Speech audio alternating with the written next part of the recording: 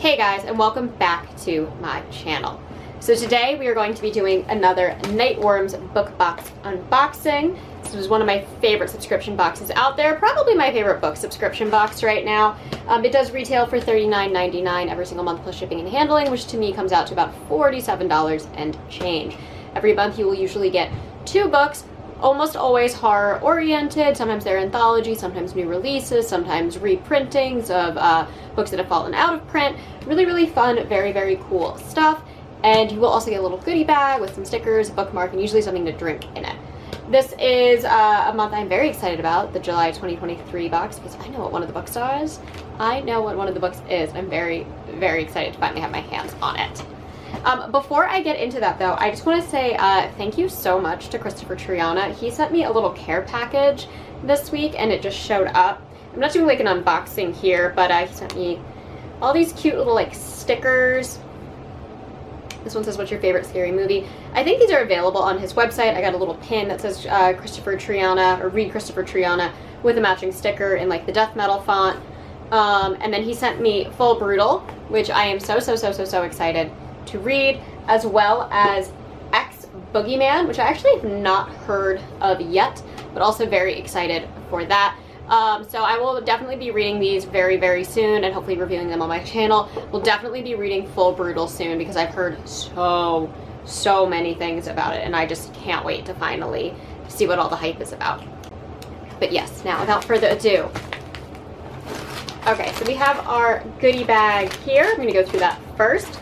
And then we do have 2 books in here. Okay, so this month's theme is Cruel Intentions, and we have this little teeny tiny like farmhouse and this like monster claw on both sides for the bookmark. We get a Cruel Intentions bookmark with a Venus flytrap and a monarch butterfly. We get another little weird sticker. I don't know what this is. It says, see the shell of enormous girth. On his shell he holds the earth. I wonder if that has something to do with the books here. We do have one signed book plate, it looks like. Ooh, and a super creepy magnet of a very scary looking child with a skeleton lantern, and then of course our spoiler card. Oh, and we do get the Pioneer Joe Chill Bill Cold Brew. We've gotten this several times. It is quite nice. There you are. Alright, so I am going to just grab the book that I know I want, the one that I'm most excited about, and that is Philip Fracasse's Boys in the Valley. I have heard so much hype around this novel. I know that many people have already read it because it did come out technically a couple years back.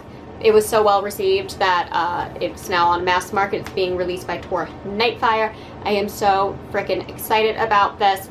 Earlier this year I did read A Child Alone with Strangers, which I absolutely loved, as well as Gothic, which I didn't like adore, but I did really like the first half of that novel and the way that Philip Fracasse writes. I really liked his tone in that. And yes, this book was originally published in 2021. So let's read the inside flap. I'm so excited for this, y'all. St. Vincent's Orphanage for Boys, early 20th century, in a remote valley in Pennsylvania. Here, under the watchful eyes of several priests, 32 boys work, learn, and worship. Peter Barlow, orphaned as a child by a gruesome murder, has made a new life here. As he approaches adulthood, he has friends, a future, a family. Then, late one stormy night, a group of men arrive at their door, one of whom is badly wounded, occult symbols carved into its flesh. His death releases an ancient evil that spreads like sickness, infecting St. Vincent's and the children within. Soon, boys begin acting differently, forming groups, taking sides. Others turn up dead. Now Peter and those dear to him must choose sides of their own, each of them knowing their lives and perhaps their eternal souls are at risk. I am so excited. When I first heard about this, I heard this was like, again, a coming-of-age horror with like a spin on it, which is my favorite genre. And I've just heard nothing but amazing things. Blackacre Doe and I will be doing a buddy read on this, so we will be doing joint reviews. And this is the next book on my list to read. I am just so excited. I will say I'm a little bummed that it is shorter than I thought it was going to be, because The Child Alone with Strangers was massive. But this is still like 330-ish pages, so definitely a good size book. Okay, and then the second book we have is 19 Claws and a Blackbird. which seems to be a short story collection by Augustina Bazterrica. I don't think I said that right at all. And that is the author of Tender is the Flesh, which I have never read, and I doubt I ever will. It's one of those books that, like, I know what it's about, and I know the ending because it's just always spoiled on the internet. But it's just not something I vibe with. So let's read the inside flap of this. Okay, so it says, from Augustina Bazterrica, I don't know, I'm sorry. A celebrated author of the award-winning TikTok sensation, Tender is the Flesh. Ooh, I don't know how I feel about somebody having a book that's like a TikTok sensation. I don't know how I feel about that. It's definitely not the praise I would necessarily lean towards wanting if I was an author, but I'm not, so I don't know. It says, this collection of 20 brutal, darkly funny short stories takes readers into their deepest fears and most disturbing fantasies.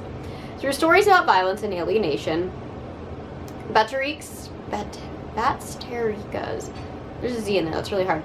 Vision of the human experience emerges in complex, unexpected ways, often unsettling, sometimes thrilling, and always profound. In Roberto, a girl claims to have a rabbit between her legs. A woman's neighbor jumps to his death in a light, swift, and monstrous sound. And in Candy Pink, a woman fails to contend with a difficult breakup in 5 Easy Steps. Written in Bazterrica's signature clever, vivid style, these stories have questioned love, friendship, family relationships, and unspeakable desires. Alrighty, so that is that. I don't necessarily know if this is a book I'm going to jump right into and read. I am hesitant with short story collections. I don't really know anything about this author, let alone how to pronounce their last name. And Tender is the Flesh is just one of those books that I don't think I could ever bring myself to read. I don't know. It's definitely up there with like the Nick Cutters and the Things Have Gotten Worse Since We Last Spoke kind of stories. But we shall see. We shall see. So let's go through our spoiler card. So we have Boys in the Valley by Philip Fracassi, 19 Claws and a Blackbird, The Creepy Kid Magnet, The Cosmic Turtle Sticker. Oh, is that what it is? Is it Stephen King? It doesn't look like a turtle to me. But okay. Cruel Intentions bookmark, and then the Cold Brew Coffee. And this is a Philip Fracassi signature, which is great. Love that. So that comes with this.